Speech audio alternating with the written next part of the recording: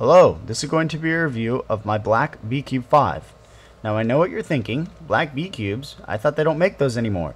Well, you'd be right. The V-Cube company decided not to make black cubes anymore. Don't know why, maybe they cost too much to produce and they weren't selling enough. I don't know.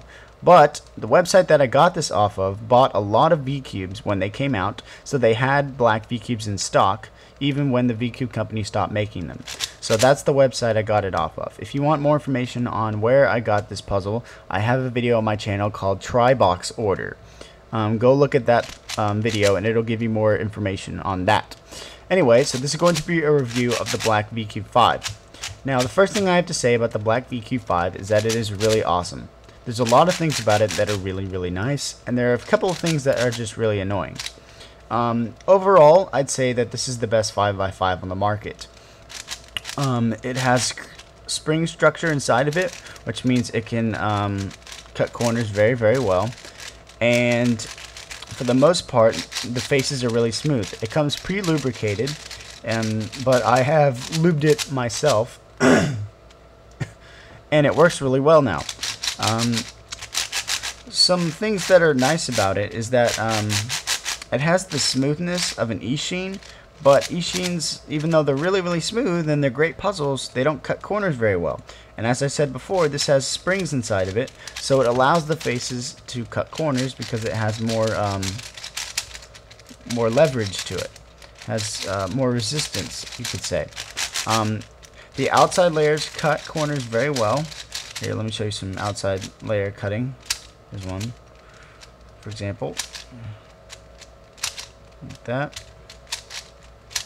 And the inside layers cut a little bit. Not nearly as much as the outsides, but they do have a little bit of cutting ability.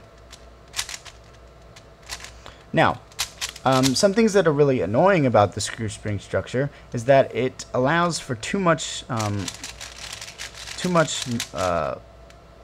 like give to it, and sometimes you'll get situations like this where the puzzle will just like have this crazy like lock-up position. Now I've learned to be a little bit more careful with my puzzle to avoid these situations, but it still happens every once in a while and it can be a little bit annoying.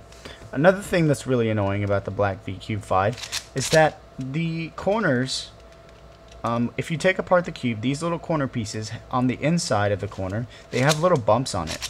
And what that does is it makes the cube extremely clicky and reduces smoothness on the outside faces. The inside faces move really well, but the outside faces have this nasty clicky feel to them.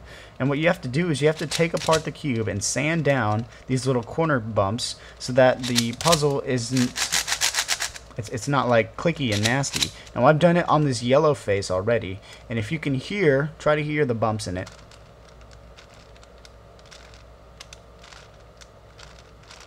There's still a little bit of bumpiness, but not as much. I haven't done anything to the white face, and you might be able to hear the bumps a little more forcefully now.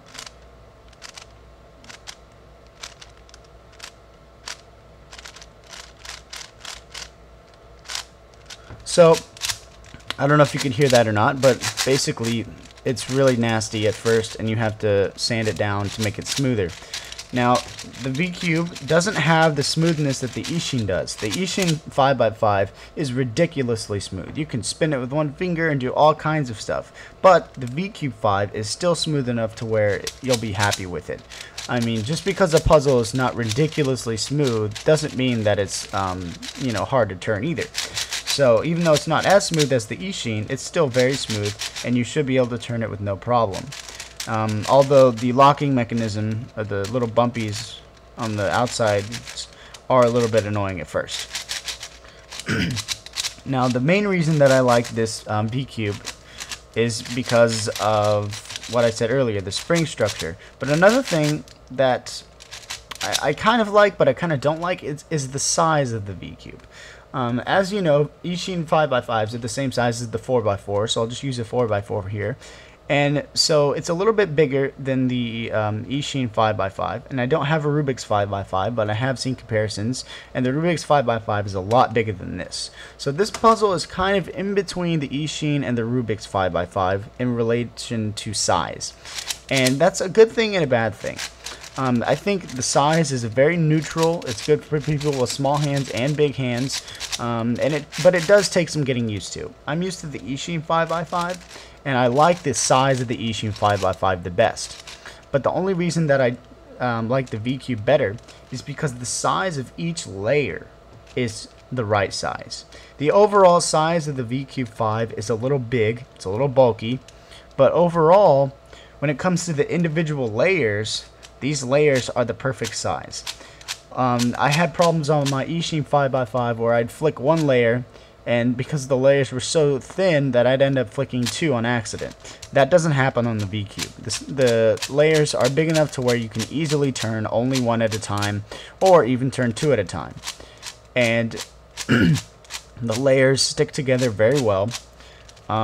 Even once you smooth down, like I said before, I already smoothed these down, but even once you smooth them down, they still stick together very well. V-Cube 5x5, the last thing that I hate about the 5x5 is the price. I mean, even if you buy it off of the website, it's still expensive, but because of the fact that this was one of the last black V-Cube 5s that were on the market, they raised the price of them a lot, and so I had to pay a lot for this puzzle, which is really frustrating to me. I didn't want to pay a lot for a V-Cube 5, but if I wanted one, I'd have to pay the price. So that kind of stunk a lot. But the point is, I got my black V-Cube 5. I'm very, very happy with it. Even though some things are really, really annoying, I still think overall it's one of the best, if not the best 5x5 on the market. And other than that, I can't really think of anything else to say, so I'll just leave you guys with that. That's the review of the black V-Cube 5x5. If you have any questions, feel free to post a comment below. I'll be glad to answer it. A lot of people send me messages that have comments, but messages that have questions, but I prefer if you post a comment, because that way if I answer your question in a comment, other people can see the question, and I don't get the same question asked like 6 times just for one video. So if you have a question, please post a comment below. I'll be glad to answer it. And I guess that's it. If you like this video and want to see more like it, please go to my channel. I have a lot of cubing videos, so I'm sure you'll find something that you like.